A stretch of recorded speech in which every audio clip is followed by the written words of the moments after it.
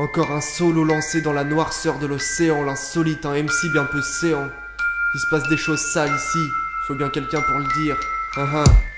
Pour saisir cette histoire de malade, faut se replacer dans le contexte. Ce samedi-là, Kemper se lève, il est 6h, on est en 1960. Mais que peut-il bien se passer dans la cervelle de cet enfant? Contrairement à ses camarades, il a passé la nuit en bas, pas dans le confort mais dans la cave. Sa mère a descendu son lit pour éviter qu'il viole sa sœur. Imaginez le traumatisme à partir de cet instant-là. Son ascenseur de la folie n'a cessé de s'intensifier, si bien que 5 années plus tard, la police reçoit un appel d'un adolescent de 15 ans qui a commis l'irréparable. Son dérapage, une flaque de sang dans laquelle gît le cadavre froid de sa mère grand pour pas que son grand-père se fâche. Un grand colosse de plus de 2 mètres lui a mis 2 balles dans la tête. Il se retrouve avec les menottes, jugé inapte. Il atterrit dans un hôpital psychiatrique, mais son QI 240 le fait sortir au bout de 4 ans. C'est le dérapage, car plutôt que tourner la page, Kemper va décider de récidiver. Se mutiler ne lui suffit plus, maintenant il en veut beaucoup plus. C'est de cette façon qu'un mois de mai, dans un coin de l'Alameda, pour se divertir, il va alpaguer des hippies, les tuer puis les dévêtir. Enfin ramener les corps chez lui afin de les écorcher vifs, les démembrer, les disperser, brouiller les pistes, pour finir assouvir ses fantasmes horribles sur l'heure de jolies têtes coupées. C'est dégueulasse,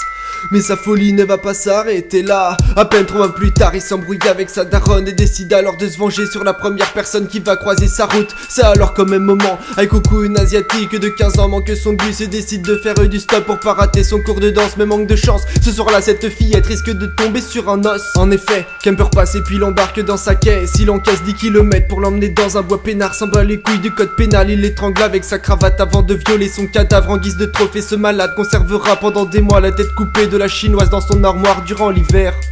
Il se procure un calibre, Baba Cindy, une étudiante de 19 ans, de peur d'une étude balistique. Il la dépèse dans sa baignoire et fouille son crâne afin d'extraire le projectile. Par défi, il enterre son corps dans le jardin de sa daronne. D'ailleurs, cette dernière va souffrir car c'est en avril que la folie de Kemper va atteindre son paroxysme. Ce matin-là, il est 5h, broyant du noir, Kemper débarque muni d'un marteau et d'une hache. Il broie le crâne de sa mère, la décapite avec un canif. Mais bientôt, le pire arrive car il prend la tête pour une cible, espérant avec ses fléchettes pouvoir tirer en plein dans le mille. C'est horrible.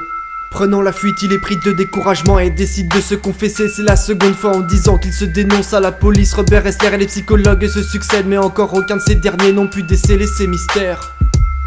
Et aujourd'hui, Edmund Kemper est toujours en vie.